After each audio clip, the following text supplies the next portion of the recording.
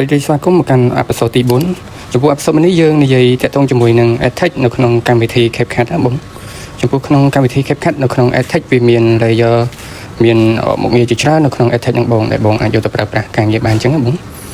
ចំពោះនៅក្នុងកម្មវិធី Edtech នេះទៀតសោតវាមានដូចជា font យើងមាន style យើងមានអីផ្សេងហើយនៅក្នុង font ហ្នឹងយើងមានច្រើនបង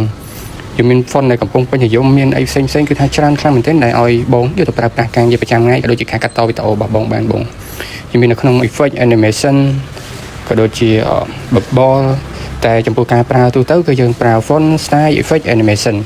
ក្រៅពីហ្នឹងគឺយើងអត់សូវប្រើទេបងដូចជា template អីក៏យើងត្រូវការប្រើច្រើនដែរបងនិយាយទៅជា room នៅក្នុង Edtech នេះគឺយើងអាចប្រើបានទាំងអស់បងមិនថា template font style effect animation bubble preset អីហ្នឹង preset ទៅជាមួយនឹងការដែលយើងបង្កើត preset ដោយខ្លួនឯងបងតែហ្នឹងទូទៅខ្ញុំអត់សូវប្រើទេគឺខ្ញុំប្រើតាក់ទងជាមួយនឹង template ដែលមានស្រាប់ឬក៏យើងបង្កើត template ថ្មីដោយខ្លួនឯងហ្នឹងបងនេះដូចនេះខ្ញុំសាកមើលគឺ template ដែលមានស្រាប់បង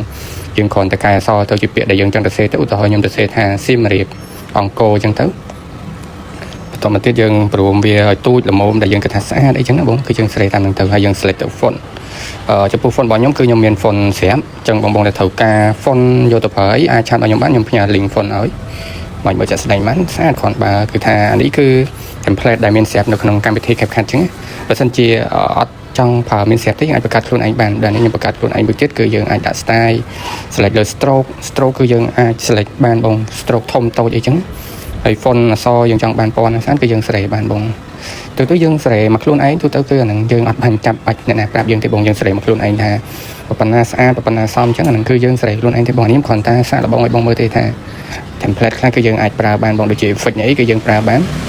effect ខ្លះស្អាតបងឲ្យតែយើងមាន font អក្សរដែលយើងសេទៅមើលឃើញថាស្អាតយើង add animation អីបន្ថែមចូលទៀតមកគឺអត់ខ្ចោះតែម្ដងបងវីដេអូរបស់បងគឺវានឹងមានភាពតាក់ទាញជាងមុនអ្នកមើលក៏វាឡើងតាមនឹងដែរបងទូទៅវីដេអូមិនមែនយើងចេះតែធ្វើឲ្យបងយើងមានថែមថយអានឹងដូចយើងបន្ថែមរសជាតិទៅក្នុងវីដេអូឲ្យយើងឲ្យវាកាន់តែមានរសជាតិជាងមុនបងចឹងចំពោះវីដេអូមួយហ្នឹងគឺខ្ញុំប្រាប់ទូតាក់ទងជាមួយនឹងការ edit ការដាក់ font style effect animation អីផ្សេងទេបងចឹងចំពោះវីដេអូបន្តទៀតគឺខ្ញុំនឹងបង្ហាញមុខងារផ្សេងទៀតនៅក្នុងកម្មវិធី CapCut ឲ្យបងមើលបន្ថែមមកបងចំពោះវីដេអូមួយហ្នឹងគឺខ្ញុំមានតែប៉ុណ្្នឹងទេជួបគ្នានៅវីដេអូក្រោយមួយទៀតណាបងក៏ភ្លេចប្រាប់មួយទៀតនៅក្នុង edit ហ្នឹងយើងក៏អាចសេរីបានដែរបងយើងអាចសេរីដាក់កណ្ដាលទៅមុខថយក្រោយគឺបានគ្រប់បែបយ៉ាងបងអរគុណច្រើនជួបគ្នានៅអេពីសូតបន្ត